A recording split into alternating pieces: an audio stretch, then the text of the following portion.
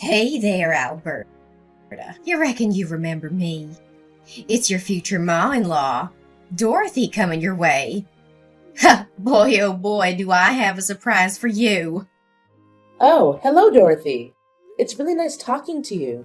Thanks for inviting me to your family dinner yesterday evening and even letting me stay at your place. I loved the cozy atmosphere and your simply delicious cooking. To be honest, I felt like I was truly at home. Oh, it was nothing, darling. Just my way of showing you the heartiest welcome into my family. I think it's the least I could do to make you feel right at home. It seems like you're quite the early riser, aren't you? I noticed your missed call starting at 4 a.m. I apologize, but I was still fast asleep during that time, so I couldn't answer the phone. I hope you understand and aren't bothered by it. Well, bless your heart. I'm not minding one bit. But here's the thing, darling.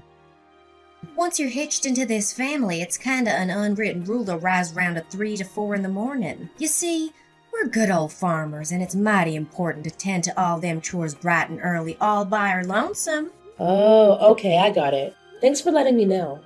Now, being from the big city, I reckon you might not know the ins and outs of farmer life. But I fret not, sugar, 'cause I'll be right there to teach you every last bit about being a farmer. We'll have you plowing fields and milking cows like a pro in no time. Thank you, Dorothy. I truly appreciate it. I'll do my best to soak up all the knowledge about how things run in your household. I'm excited for the learning journey ahead, and I know it'll be a whole lot of fun. Your guidance means the world to me. You know what, Alberta? Sometimes them city folks can be downright clueless and ignorant. They go round acting all high and mighty, looking down on us hard-working farmers like what we do don't mean a lick to society. Can you believe it? They act like meat just sprouts up on trees or something. It sure makes my blood boil, and I gotta admit, sometimes I feel like giving their filthy mouths a good old slap. No offense, darling, but it sure gets under my skin. Oh, I understand, Dorothy. But let's remember that not everyone fits into the same mold. Whether in the city or the countryside, we'll find both good-hearted people and those who could use a little more kindness. Oh, well, bless your heart, sugar. What in tarnation do you mean by that? Are you insinuating that your precious old mother-in-law is no good? I declare that cuts me to the core. I reckon that's just some mighty characteristics of them city folks, innit? Always looking down on us country folk. Oh no, Dorothy. You've completely misunderstood me. I never said a word about you being a bad person. Please don't take it that way. Well, darling, it's all good and dandy. I understand that change don't come easy, especially for folks who've been brought up to disdain us hard-working farmers. I reckon your folks might have filled your noggin with a heap of hogwash and misconceptions about us, trying to make you despise us. But let me tell you, sweetheart, none of that hogwash holds a lick of truth. If we want to have a harmonious relationship, you gotta let go of them silly prejudices your parents planted in your mind about us country folk. I apologize, but you've got it all wrong. My parents and I hold no prejudice against farmers. Truth be told, we have nothing but the utmost respect for you and all the hardworking people who toil away in the fields and farms day in and day out, providing us with nourishing food. Ho ho ho. Well now, sugar, if that's what you say, we'll just have to wait and see if your actions back up them words. We all know talk is cheap, and it's actions that truly speaks volumes. On another note, you must have gotten quite a bit of info about me and our kin from our talk yesterday, but there's a few more things I haven't had a chance to share with you just yet. Oh, all right then. If you think it's necessary, or if you genuinely want to share, feel free to tell me about those things. I'm all ears and open to hearing whatever you think is important for me to know. Oh, it's nothing major, darling. It's just a few simple guidelines to keep everything running smooth as silk in our humble abode. We aim to create a cozy and harmonious environment for all of us to live together under this roof, that's all. You see, keeping the house in order is always mighty important. It helps keeps things tidy and ensures everything's in its rightful place. Oh, what exactly do you mean by for us to live together? Are you saying that Cedric and I will be living with you and the rest of the family? I'm just curious because our living arrangements haven't been discussed yet. Well, of course. There's no other way to interpret what I just said now, is there? Oh, bless your heart, I forgot. You being one of them city slickers, you might not be fully aware of how things work around these parts. See, here it's common sense for the wives to live with their husband's family after getting hitched. It's all about showing love, affection, and bringing everyone closer together. Oh, really? That's quite surprising to hear. You see, that's why us country folks are known for our hospitality and friendliness. We're a whole different breed compared to them city folks who always seem so cold-hearted and hostile towards each other. I find it a bit surprising because Cedric never brought up anything like that to me. Actually, he told me he wanted to purchase a new house in the city for us to live in together. You see, we're currently employed by a company located in the city, so it's only natural that he would prefer us to reside there. What, did Cedric tell you that himself? Why didn't he bother to tell me? To be honest, that's a shock to me. He could have at least given me a heads up. I thought after all these years of working in the city, he'd miss Mom and Dad and come back to his hometown to repay us for raising him into the fine young man he is today. I guess I was just wishful thinking. Of course, why would he want to live with a poor old lady like me instead of a young pretty girl like you? I'm sorry if you weren't aware of his intentions yet, but trust me, Cedric loves you and he'll tell you about his plans when he's ready. Just give him some time. Well, all right, darling, if you say so. It looks like you're the only decent soul I can rely on to rein in my headstrong boy. Oh, and speaking of which, when will you be heading back to the city? I know your visit round these parts won't last forever, will it? Oh, I've actually planned to head back home in 2 days. You see, I have work to tend to as well. Plus, I only took a short leave of 5 days to come visit this town and have a lovely get-together with you and the rest of the family. Well, shoot. Only 2 days? That's a darn shame. I was hoping you could stay as long as your heart desires. There's a heap of things round this old house I want to show you and teach you. But no need to fret.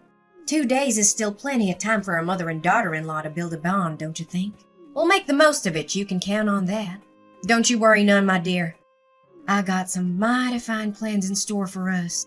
I promise we'll have a grand time together. Rise and shine, darling.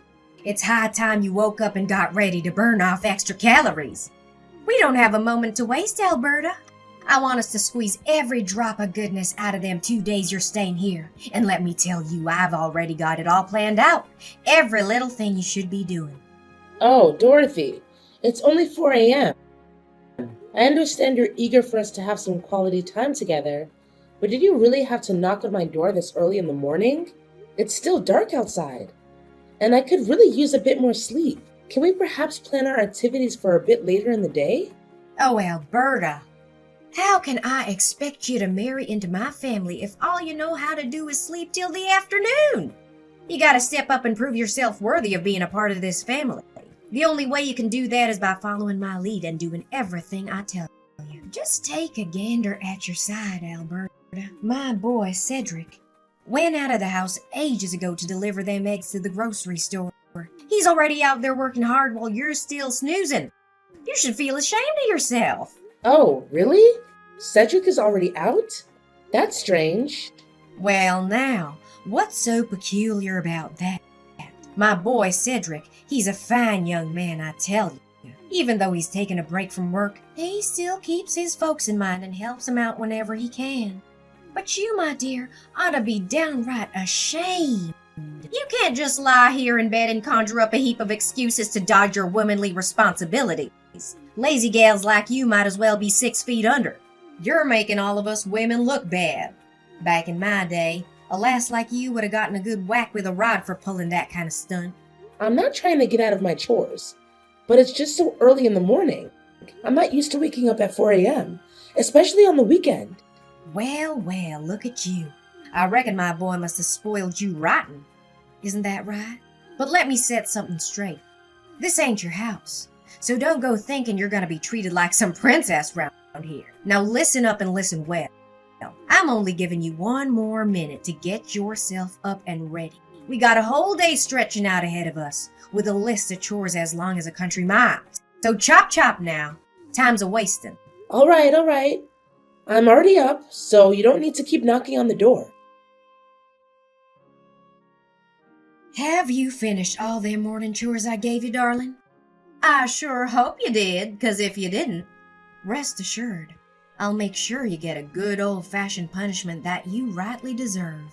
Honestly, Dorothy, how can you expect me to complete every single task on your never-ending list in just a few measly hours? And to top it off, you didn't even bother showing me how to do that. Now hold your horses there. No need to be a drama queen. Is this how them city slickers always act? Complaining at the first sight of a little challenge? If you're gonna keep acting like a soggy noodle soup, then I reckon you're not the right match for my son, darling. Perhaps a drama queen like yourself ought to find someone who's just as skilled at stirring up a fuss over nothing. Face the facts. You just don't fit in with our family. It's high time you admitted it. Your words don't make any sense. Instead of pointing fingers at me, why don't you take a good hard look at the mile-long list of chores you handed me? Feeding livestock, mending fences, planting corn, scrubbing the hog lot and chicken house, and even taking showers for the pigs. The list goes on and on. Can you blame me for feeling overwhelmed? Well, just a friendly reminder for you, darling. We ain't gonna be using no fancy corn planter contraption. Nope, you'll be planting them corns by hand.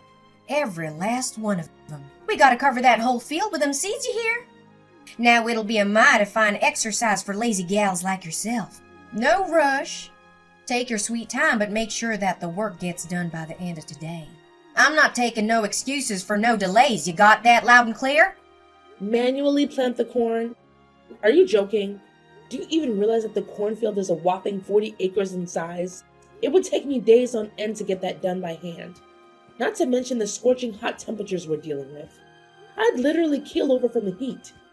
Now, what's all the fuss about? Planting corn seeds by hand is as natural as a cow chewing cud. Our ancestors have been doing it that way for ages. How do you reckon they managed to handle all that planting business without fancy machines? They relied on their trusty hands, that's how. It's a good old tradition that's been passed down through generations, and we aren't breaking it now. And what about this business of taking showers for pigs? Do you honestly expect me to handle that all by myself? Now listen up, you lazy sloth. There's nothing too much for a woman to handle round here. And you better believe you'll be taking showers for each and every one of them pigs in that lot. Remember to be extra gentle so as not to hurt my precious pigs. They're worth their weight in gold, my money. So you better take extra care with them. And let me make it clear, if I see even one scratch on their skin, you'll be paying for the damages. You hear? Oh, and by the way, you're only allowed 1 hour to get it all done. So get to it! You've got to be kidding me. Look, I appreciate that you care about your pigs, but do you realize that there are hundreds of them on your farm? You can't honestly expect me to wash each and every one of them by myself. And on top of that, in just 1 hour. Seriously? Tell me, are you a human or a pig yourself? A human can't be that lazy. Now listen here. You bring nothing but shame to all them fine ladies like me. Why don't you mosey on over to the hog and make yourself at home? You don't have to do much there. Just snooze, chow down, and wait for others to tidy up after you. I reckon that kind of life must be a dream come true for lazy folks like yourself, huh? Boy, oh boy, how pitiful. Listen, Dorothy. I'm not sure what's gotten into you, or if I've unintentionally upset you, but I believe you're being unreasonable here. I've already pitched in by feeding the chickens and tidying their coop this morning, and that's about all I can manage for now. What do you think you're doing, defying your own mother-in-law like that? Is this the way a daughter-in-law ought to treat her husband's dear old mama? I can't rightly believe my own ears. If you keep carrying on like this, there's no way I'm letting you get hitched to my boy, you hear? Alberta, I know you're within earshot, so quit ignoring me. It's mighty rude and disrespectful, and you dang well know it. Alberta, I'm demanding an answer this instant. I swear on my boots, if you keep ignoring my commands, there'll be consequences to pay.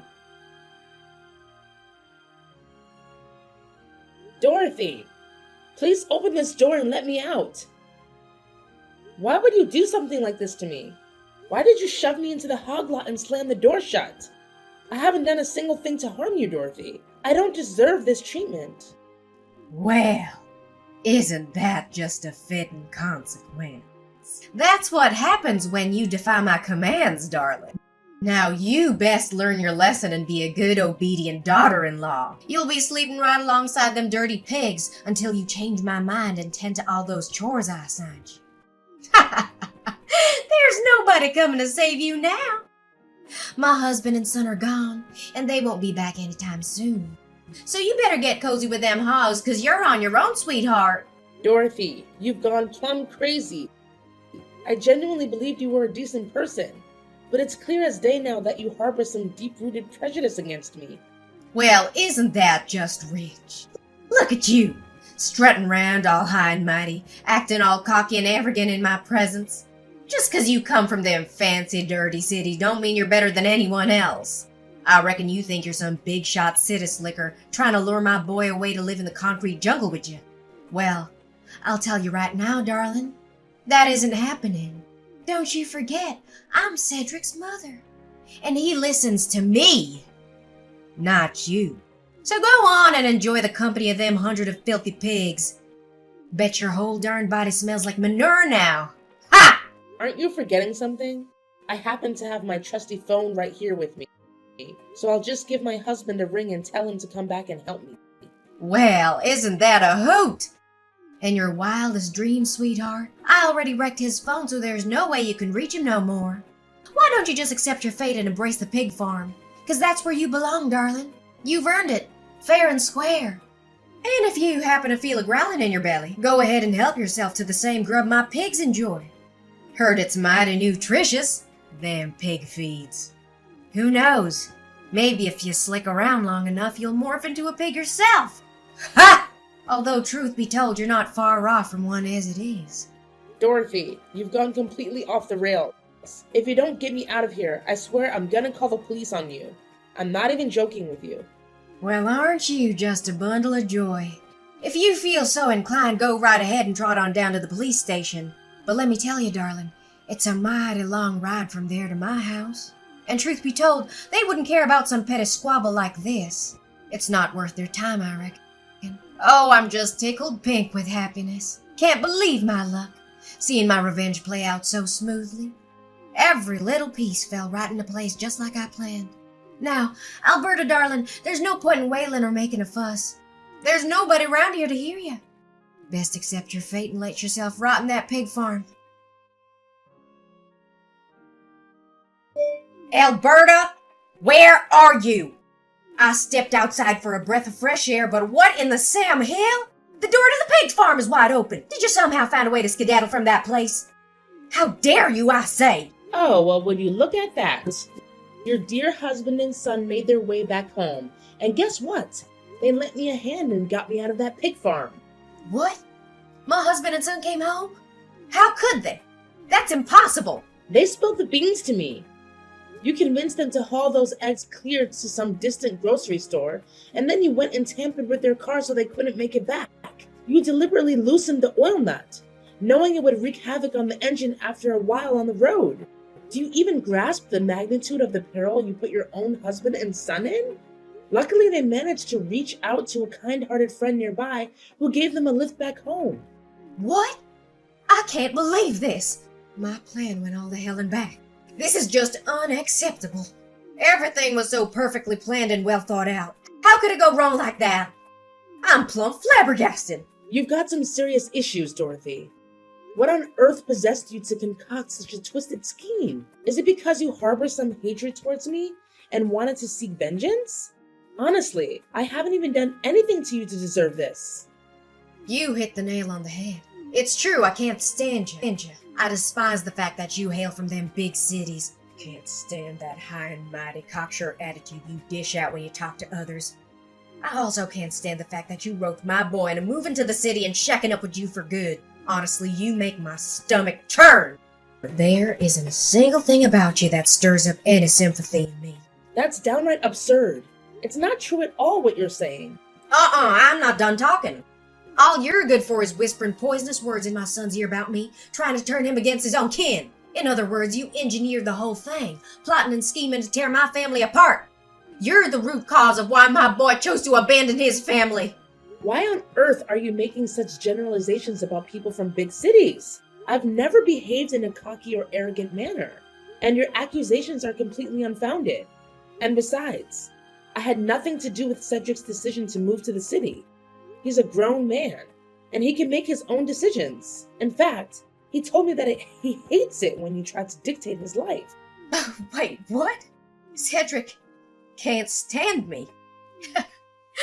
No way. Does this mean I lost this battle? No. No! I flat out refuse to reckon with this reality. You best believe you need to send my boy back to me, you hear? I found him a new flawless bride who lives right around these parts, near my house and my farm. If Cedric ties the knot with that gal, he'll be sitting down right here with me for good and help me with the farm work. Stop daydreaming, Dorothy. Oh, and by the way, your husband told me that what you did to him is unforgivable. That's why he decided to leave you for good. You'll be receiving divorce papers from him soon. Hold on there just a cotton-picking minute. Divorce papers? Are you plumb loco? Why in the world would my own husband want to divorce me of all things? You heard me crystal clear, and as you might expect, Cedric didn't keep it a secret either. He made it known to me that he intends to take legal action against you. Tampering with someone's vehicle and causing damage to the engine is a grave offense, and the consequences are severe. You'll find yourself behind bars for committing such a crime. What on earth are you yammering about? Prison? Are you pulling my leg right now? I haven't done anything wrong. I simply loosened the oil nut in their car just a smidge. It wasn't nothing too severe now, was it? I just wanted to keep them from making it back home. I reckon this matter ain't something that needs to be dragged out into court. It's not all that serious if you ask me. You're terribly wrong, Dorothy. As I mentioned before, tampering with someone's car is a grave offense. And mark my words, you'll face the consequences fitting for such a crime. Rest assured, the punishment won't be anything light. It will be substantial and just. No way! You're totally trying to scare me with your bluff. I'm not falling for your lame trap. Not in a million years. Seriously, it makes zero sense that my son and husband would ever throw me behind bars. They'd have to be absolute monsters to even think about doing something like that. Nah, Dorothy. They ain't the monsters here. You're the one wearing that title. You put your own husband and son in serious danger all because you wanted revenge on me. Listen, I'm not going to waste any more of my precious time talking with you. It's your turn now to deal with all the mess you've caused. Just remember, Cedric and I are hitting the road real soon, and we ain't ever coming back. Oh, you can hide in the pig farm if you want, haha. No! This is just too much. Alberta, I'm begging you. Talk some sense into my husband and son. They can't just ditch me like this. We're family, for crying out loud. This isn't how family should treat each other, no way. Look, I'm sorry, all right? I messed up, I admit it. So please cut me some slack this time.